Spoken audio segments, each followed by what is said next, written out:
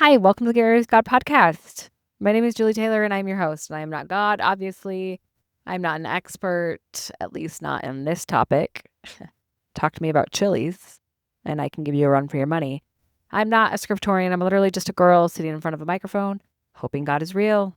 The Get Ready with God podcast is the daily devotional podcast to help you see divinity in every day. I went to church last week because that's a thing that I usually do. Even though I often don't want to. I usually do go to church. But this time I even stayed for like the adult Sunday school part, which I really don't usually go to. But I did. I persevered and I went to it. And you know what? It was pretty good.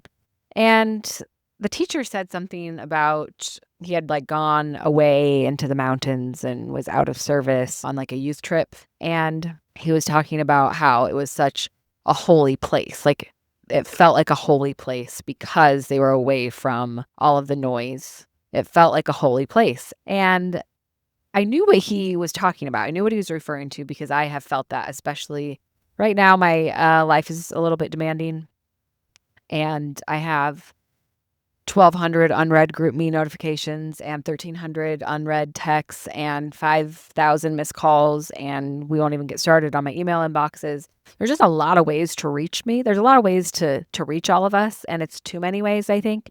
And they're all coming all the time. And then on top of that, you have like the actual people in your home being like, mom, mom, mom, mom, which they should, as they should. I am their mom and my job is to take care of them. So keep saying it and I'll keep doing it.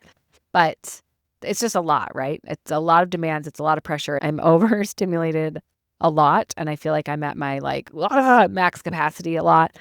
And so when we live at that level, I do think that it can be hard to feel really like aligned with holiness or divinity.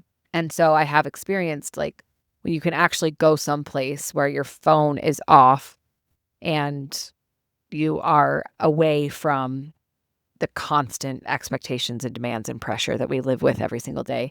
It can feel like a holy experience, I think mostly because we're finally in a place to turn our attention and capacity to God. That's one reason prayer is so powerful, because electively giving our attention and energy to divinity, I think matters, and it is hard to do in our full lives.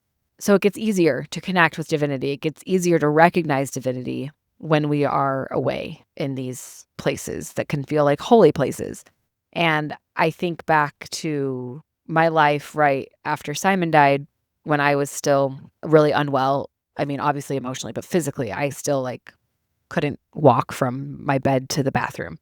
So obviously my life was slow because I couldn't do anything. I think that paired with the tragedy, there was definitely a sacred, holy bubble around my life and my home and me during that time that has since dissipated because we just get back into the flow of life. And I don't think that that's all bad, but I do think we need to be intentional about it. And I was actually talking to a friend this morning about the pace that I'm living at right now is not a pace that like, it's not aligned with my values and it's definitely not sustainable, but it is for a purpose. Like a lot of the things that I'm doing right now, I won't be doing forever. It is a season and those seasons have collided. And I'm trying to be really, really intentional and mindful about, is this the right choice? Am I doing the right things? And so far, I think yes. I just think I'm in a season of like high demand and high intensity. And I know it's not sustainable forever, but I'm going to get through right now. But we can get kind of addicted to the hustle. We can get addicted to busyness. We can get addicted to the rush. We can get addicted to the validation that comes from high productivity and high output.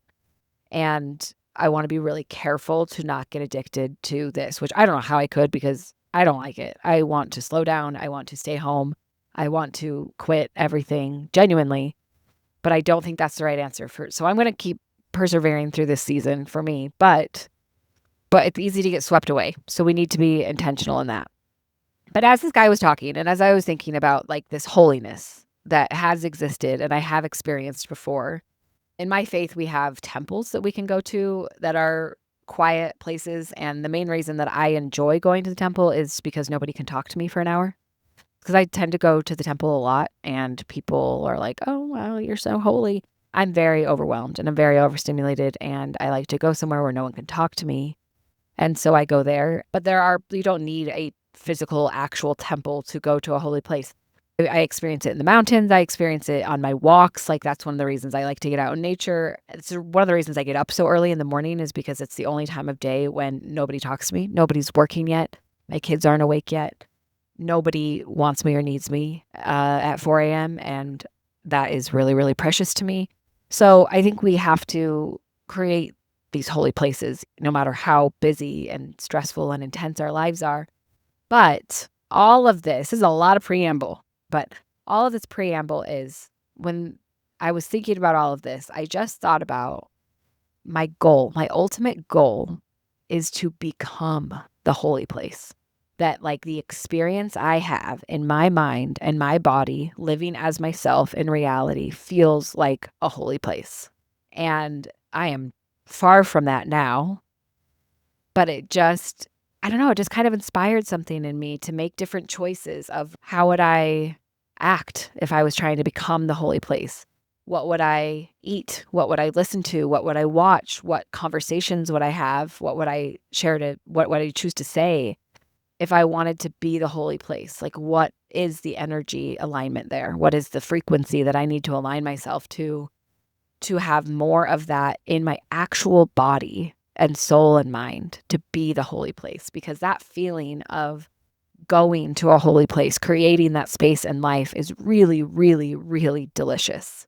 It's decadent. That's the only word I can explain it with, is like that stillness, indulging in stillness and quiet and aligning my thoughts and my capacity to invite divine guidance and quiet into my life. It feels indulgent. It feels decadent. It feels delicious to me. What can I do to create more of that in my life? What if I had a little slice of that with me all the time? That is the goal for me. So those are kind of the guiding questions that I'm living with right now of, like, I don't know, what should I do? If that's my goal, then what choices should I make? And I do think that we would live differently. I shouldn't say we. I shouldn't include you in this. Maybe you're doing really well. I'm not going to bring you down to my level.